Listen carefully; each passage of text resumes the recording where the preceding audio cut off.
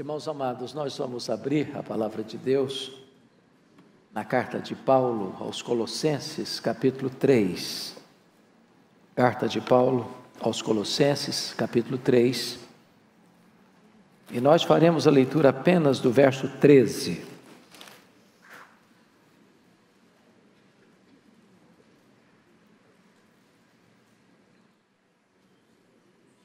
Colossenses 3, 13. Suportai-vos uns aos outros, perdoai-vos mutuamente, caso alguém tenha motivo de queixa contra outrem. Assim como o Senhor vos perdoou, assim também perdoai vós. Eu quero tratar deste assunto tão solene e tão vital. O perdão é uma necessidade, porque sem o exercício do perdão não existe saúde emocional. Nós não somos uma pessoa perfeita, não viemos de uma família perfeita, não nos relacionamos com pessoas perfeitas. Por isso o que o texto diz é um fato. Às vezes temos motivo de queixa uns contra os outros, ou por ruídos de comunicação, ou porque num dado momento nós temos uma reação intempestiva, ou porque nossas palavras soam tantas vezes rudes e machucam, ou porque nós agasalhamos no coração mágoas, ressentimentos, que vão azedando a alma, que vão adoecendo os relacionamentos. C.S. Lewis, um pensador cristão, disse com razão que é fácil e até bonito falar sobre perdão, até que tenhamos necessidade de perdoar alguém. Perdoar não é fácil, mas é necessário. Eu não estou talvez falando de grandes problemas, daqueles conflitos que chegam a vias de fato, mas hoje quero pensar com vocês daquelas raposinhas que devastam a vinha quando elas estão em flor. Porque os grandes problemas muitas vezes são a somatória de pequenos problemas. Às vezes não é a inimizade, é a frieza. Não é o ódio, é a indiferença. Não é a separação radical, é isolar, é não sentar mais junto, é não comer à mesma mesa. Então eu quero tratar deste assunto com vocês, porque se nós não tomarmos a decisão de zerar a conta todo dia,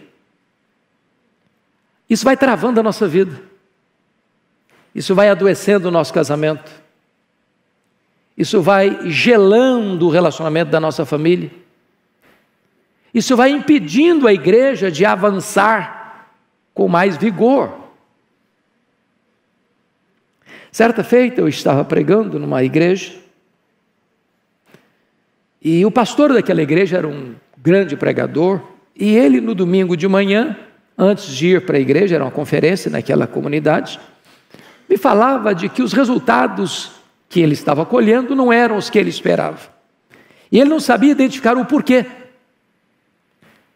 E naquela manhã, enquanto estávamos pregando, já no final da mensagem, um fato inusitado aconteceu que quase nos chocou profundamente.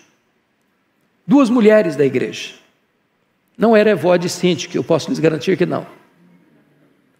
Uma sentada à frente, outra sentada atrás, se entreolharam e de repente ambas saíram de onde estavam e correram uma em direção à outra no corredor central e se abraçaram e choraram convulsivamente. Elas estavam sem conversar uma com a outra há mais de um ano. Líderes da igreja. E aquele fato provoca uma reação em toda a comunidade, porque outras pessoas que também frequentavam a mesma comunidade estavam magoadas umas com as outras e começaram então a correr uma na direção da outra e houve um grande burburinho, mas uma grande cura. E o que nos chamou a atenção é que no culto da noite, mais de uma dezena de pessoas se renderam a Cristo. Parecia que havia um impedimento para o caminho do avanço da igreja.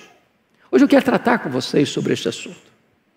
E o primeiro ponto que eu quero tratar aqui é por que nós devemos perdoar.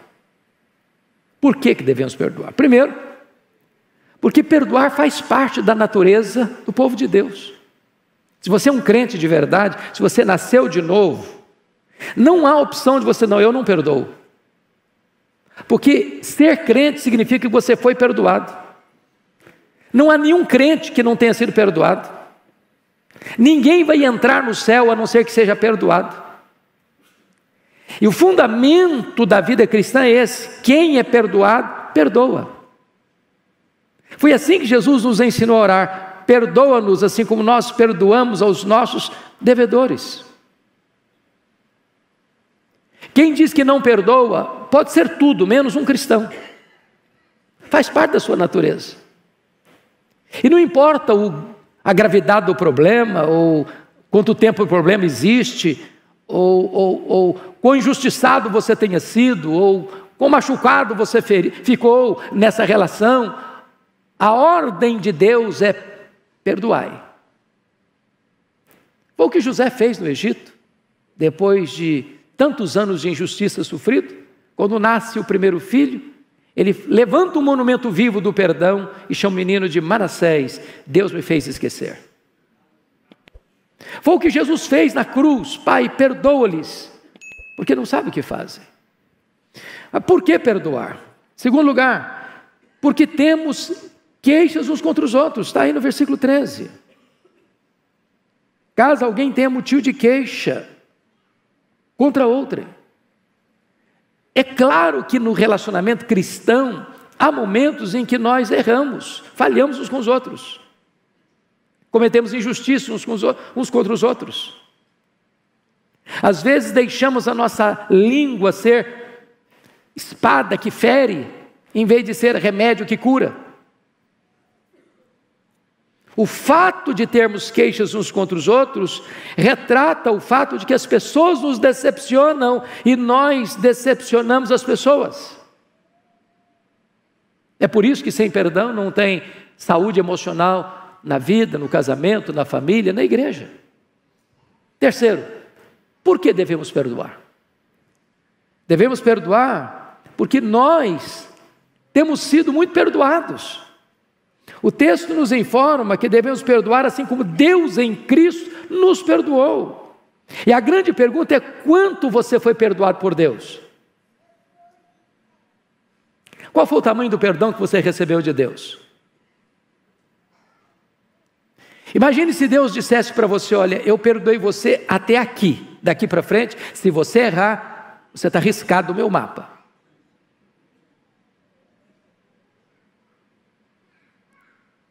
De tal forma que Deus nos perdoou totalmente, Deus nos perdoou de tudo, Deus nos perdoou para sempre. E a Bíblia diz que assim como Deus nos perdoou, devemos também perdoar. É um perdão ilimitado, contínuo. E o Senhor Jesus Cristo ilustrou isso de uma maneira tão fácil de entender na parábola do credor incompassivo. E naquela parábola, Jesus traz uma cifra extremamente estratosférica de alguém que está devendo 10 mil talentos, 350 mil quilos de ouro. Para a época, uma fábula.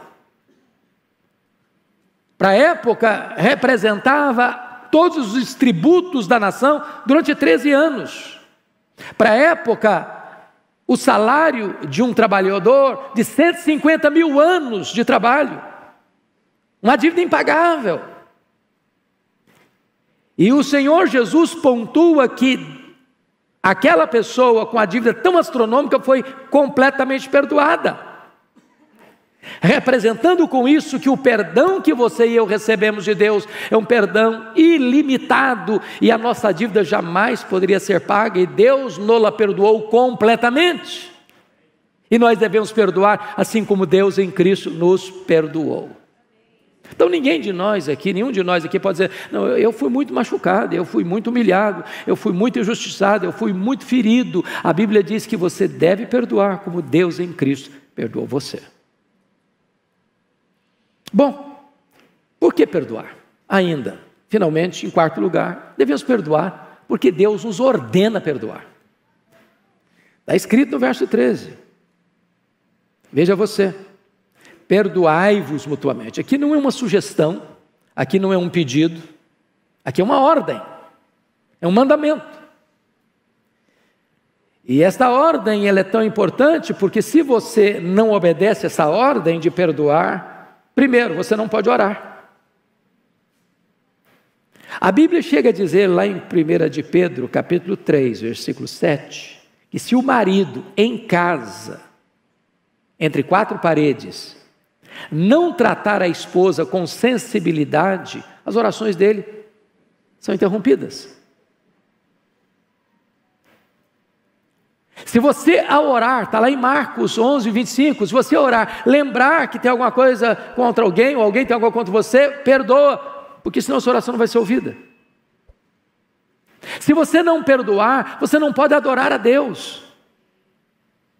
Se você não perdoar, você não pode ser perdoado.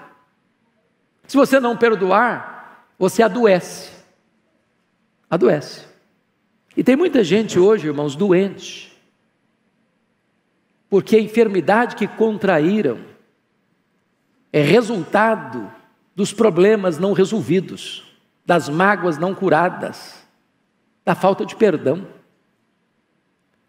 É por isso que Tiago 5,16 diz que você deve confessar os pecados uns aos outros e perdoar uns aos outros para serem curados. As chamadas doenças psicossomáticas, ou numa linguagem mais teológica, doenças ramartiagênicas, doenças que são geradas e produzidas pelo pecado. Então é hora de espremer o pus da ferida. Espremer o pus da ferida. Mas agora eu gostaria de tratar de um outro aspecto. Não é mais por que perdoar, mas como perdoar. Como perdoar. Lá em Mateus 18, o apóstolo Pedro chega para Jesus e faz uma pergunta: Senhor, até quantas vezes devemos perdoar? E Pedro, que era um cidadão que não só fazia pergunta, mas também dava resposta: até 7 vezes? E Jesus: não, Pedro, não é até 7 vezes, é até 70 vezes 7. Eu acho que Pedro não fazia cumô e ele não devia fazer essa conta tão rápido na cabeça.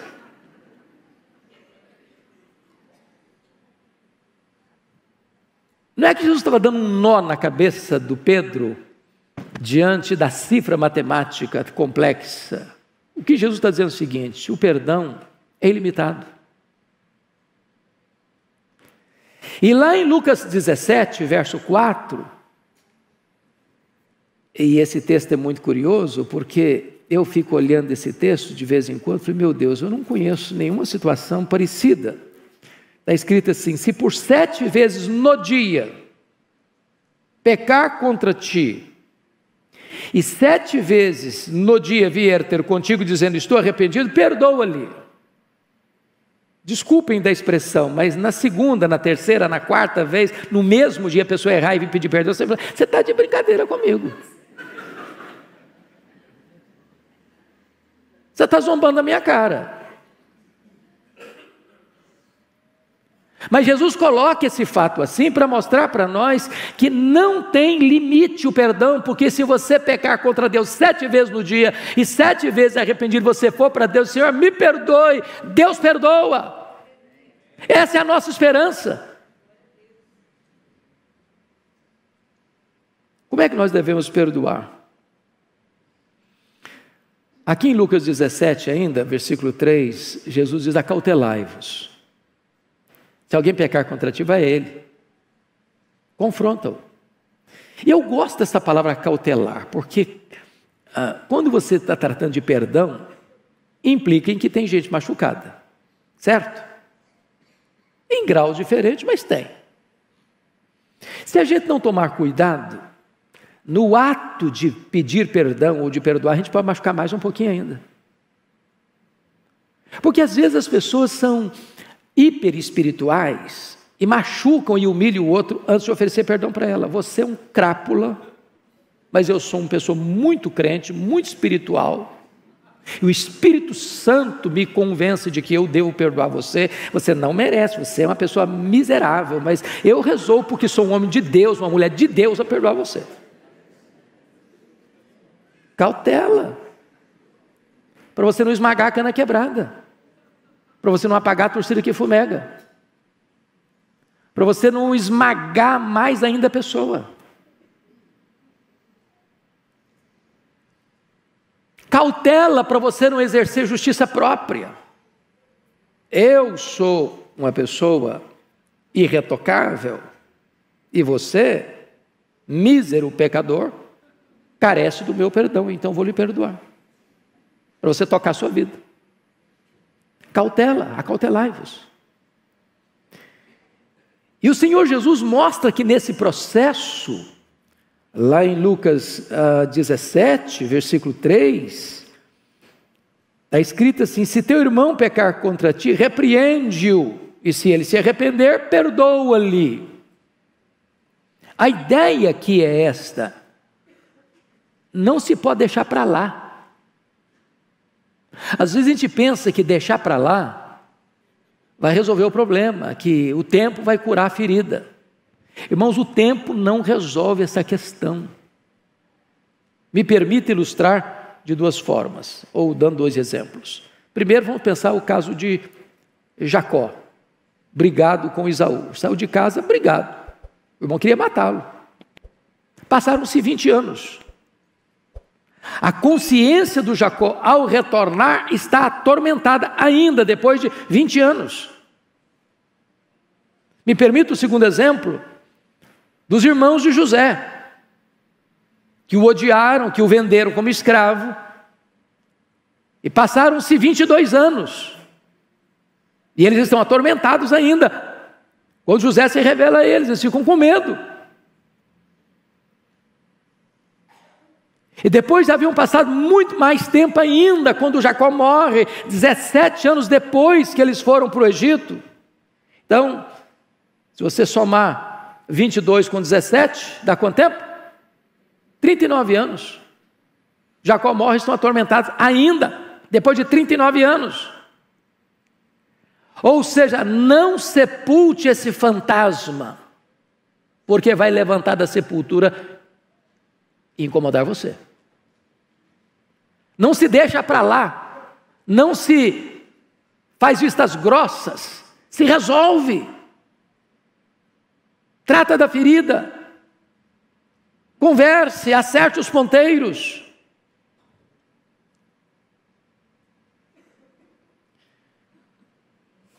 Bom, quando Jesus disse para os discípulos que se 7 vezes no dia alguém vier dizer para você: estou arrependido, perdoe-lhe, os discípulos: Senhor, então aumenta-nos a fé, isso não é para nós não. O Senhor nos desculpe, mas a gente não tem capacidade para isso não. Então vou lhe dizer uma coisa: nem você nem eu temos capacidade para isso. Perdoar não é uma questão natural, perdoar é uma questão de graça, é uma questão de fé. Você e eu não temos esse poder. Nós não perdoamos porque tivemos uma formação familiar bem estruturada, porque nós temos um temperamento manso, porque nós somos educados e polidos, ou porque nós somos presbiterianos, reformados, calvinistas. Nós não perdoamos porque somos bons conhecedores da Bíblia. Nós perdoamos porque a graça de Deus é que nos capacita a isto. Não é porque somos bonzinhos. Aumenta-nos a fé, Senhor. Ajuda-nos. Nós não temos esse poder, não temos a capacidade. Mas, amados, me permita trazer um aspecto mais prático desta meditação para vocês, porque nós, às vezes, temos dificuldade mesmo de pedir perdão, e não é fácil, não. Ou perdoar, não é fácil. Não é fácil, mas é necessário. E aí a gente cria alguns mecanismos de escape, de desculpas. Por exemplo, alguém chega para vocês para justificar, diz: olha, ninguém é perfeito, o errar é humano. Usando essa expressão para dizer: bom, eu não preciso perdoar, porque ninguém é perfeito, a gente erra mesmo. Mas é exatamente porque você não é perfeito e erra, é que você precisa pedir perdão. A constatação desse fato não deve levar você a fugir da prática do perdão, mas a exercitar o perdão. É porque eu não sou perfeito é que eu erro, e é porque eu erro que eu preciso pedir perdão. Isso não é desculpa, isso é uma justificativa que me leva ao perdão, a perdoar e a pedir perdão. Outra pessoa diz: não, eu não vou pedir perdão porque a ofensa foi muito pequena, uma coisinha pequena, uma miudeza. Ô, gente, volto a repetir o texto lá de Cantares: as raposinhas devastam a vinha quando elas estão em flor. Se você estudar a questão, por exemplo, de casamento, de separação, de divórcio, via de regra, não é porque a relação foi sempre maravilhosa, maravilhosa, maravilhosa, e de repente um fato grande acontece e acaba o casamento. Às vezes é a somatória de pequenos problemas. São gotas que vão se formando uma grande poça. É aquela convivência que vai somando fuligem na alma. Problemas pequenininhos que não vão sendo tratados, vão sendo empurrados com a barriga, jogados debaixo do tapete, sem solução. De repente a relação vai azedando, ou vai calcificando o coração, ou vai perdendo a alegria, ou vai perdendo a harmonia, ou vai perdendo o romantismo, vai entrando numa geladeira existencial de indiferença, e daqui a pouquinho acabou. Porque os pequenininhos problemas não foram resolvidos em tempo oportuno, foram sendo acumulados. Outra pessoa diz assim: olha, aconteceu há muito tempo e já passou. A poeira do tempo cobriu. Tempo não cura ferida, pode gangrenar a ferida. Então não permita que esse fato leve você a uma justificativa se ausentando da prática do perdão. Mas outra pessoa diz assim: sabe por que eu não vou pedir perdão? Porque a outra pessoa estava mais errada que eu. Nós empatamos o jogo. Bom, deixa eu lhe dizer algo. O pedido de perdão não é uma questão de justiça, não é uma questão de orgulho, é uma questão de humildade. Você não administra o que o outro pensa, o que o outro fala, o que o outro faz. Você administra o que você pensa, o que você fala, o que você faz. O problema do outro é ele lá com Deus, ele vai tomar a decisão. Cabe a você, no que você errou, pedir perdão. Não importa se você foi humilhado no processo, faça a sua parte. Faça a sua parte. Me permita um exemplo da história. A Jonathan Goforth foi um missionário na China. E ele, certa feita, lendo uma obra de um avivalista, o avivalista disse o seguinte, que não adianta você orar por avivamento se você não obedece os princípios de Deus sobre avivamento. E um dos princípios de Deus para avivamento é que não há avivamento onde tem mágoa, onde tem ranço, onde tem pessoas que não conversam umas com as outras, tem mágoa umas das outras. E então, ele foi constrangido porque havia um cidadão que o feria, que o machucava, que o humilhava, que perturbava a vida dele. E ele tinha sido um pouco grosseiro com essa pessoa algumas vezes. E o Espírito de Deus o constrangeu a ir lá e pedir perdão. E ele relutou. Disse, mas eu fui humilhado, eu fui mais injustiçado, o outro errou mais do que eu. Mas foi quando ele se humilhou e se quebrantou e foi, pediu perdão e resolveu a situação, é que meses depois acontece um grande avivamento na China, liderado por Jonathan Goforth. Amados, às vezes a falta de perdão trava a nossa vida, trava o nosso ministério, trava o nosso casamento, trava a nossa família, trava os nossos relacionamentos.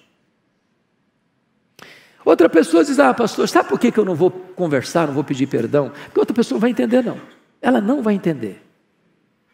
Então eu não vou nem lá mesmo, porque se eu for vai piorar, ela não vai entender. Deixa eu lhe dizer uma coisa, vai entender sim, vai entender sim. Se você for humilde, se você for com a motivação certa, se você for não para humilhar outra pessoa, mas para reconhecer que você errou e você está arrependido e você está pedindo perdão. Nós lemos no culto hoje, aquele que encobre as suas transgressões, jamais prosperará. Mas aquele que as confessa e deixa, alcançará misericórdia. Vá com humildade. A resposta branda desvia o furor. Trate do assunto.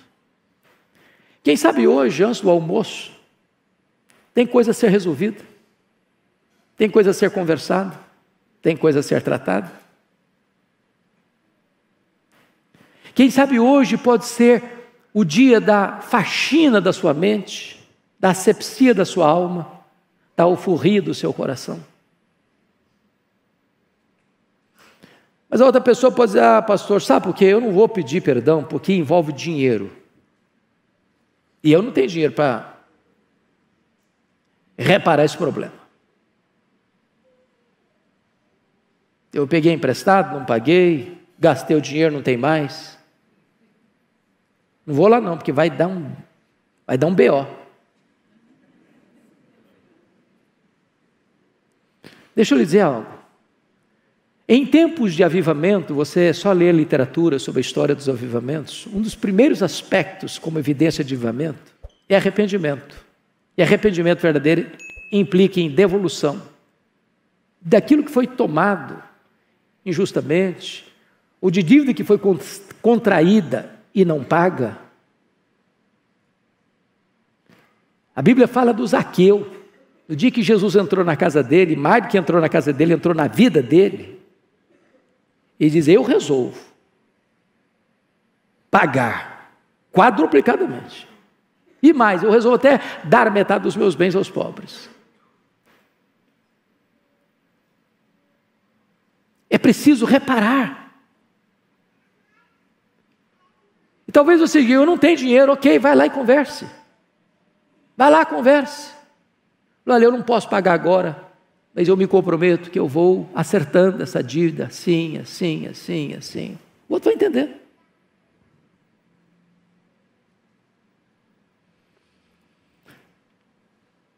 Agora, me permita mais 4 orientações nesse processo de pedir perdão, porque às vezes o problema não está nem na consciência de que tem que pedir perdão, mas como é que eu faço isso? Então, a primeira coisa que você não deve fazer, tem gente que diz assim, olha, desculpe-me qualquer coisa, tá? Me desculpe qualquer coisa, isso não é pedir perdão, desculpe qualquer coisa, você não está falando nada. Você está sendo genérico demais. Você está dizendo o seguinte para a pessoa, olha, eu acho que eu não fiz nada, mas você é uma pessoa rancorosa, então eu estou aqui dizendo para você que se eu fiz alguma coisa, você me perdoe. Você está jogando mais culpa nela ainda, na outra pessoa. Então essa não é uma boa abordagem.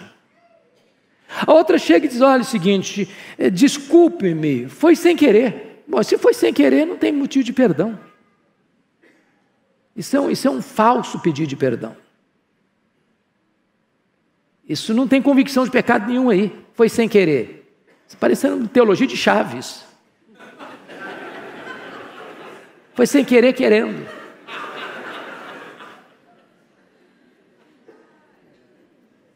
Terceiro, Eu estava errado, mas você está mais errado que eu. Não resolveu nada. Pedir de perdão não é acusação. É consciência do erro. É quebrantamento. É arrependimento. É retomada da situação. E a quarta forma errada de pedir perdão é: se eu estava errado, você me perdoe, tá? Ele está dizendo o seguinte: olha, eu acho que eu não estou errado, não, mas você é uma pessoa muito maliciosa, então eu estou fazendo esse pedido aqui para ficar resolvido o assunto, tá bom? O problema é seu, não é meu. Isso não é a maneira certa de pedir perdão. O texto bíblico diz assim: suportai-vos uns aos outros, perdoai-vos mutuamente, caso alguém tenha motivo de queixa contra outrem. Assim como o Senhor vos perdoou, assim também perdoai vós. Ao perdoar, por favor, não envolva outras pessoas. Esse é um dos grandes problemas, irmãos, da vida, da família, da igreja. O meu problema, vou usar a palavra mais comum no Brasil, o meu problema é com José. Você não, tá, Zé? Meu problema é com José, e eu falo com João, eu estou magoado com José. O José fez isso e aquilo outro comigo. E aí, em vez de resolver o problema com José, eu crio mais um problema paralelo com João. Que agora o João vai ficar chateado com o José também, porque o José fez isso, aquilo outro comigo. Então vai direto à pessoa. Se o teu irmão pecar contra ti, vai a ele, não vai ao vizinho dele. Resolva o assunto na fonte. Ao pedir perdão, não se justifique. Olha, eu fiz isso por causa disso, por daquilo outro, você falou isso, você falou aquilo, você fez isso e aquilo, é por isso que eu estou chateado, mas eu acho que eu devo pedir perdão a você. Não, você não tem que justificar, você não tem que ficar fazendo propaganda de você não tem que levantar a bandeira da sua justiça. Chega humildemente e peça perdão. Perdão não é uma questão de justiça, é um ato de misericórdia. Assim como Deus em Cristo me perdoou, assim também perdoai vós. Bom, eu sei que vocês não têm nenhuma necessidade desse sermão, não é verdade? Só eu que tenho. Que Deus nos ajude a tomar a decisão hoje de perdoar.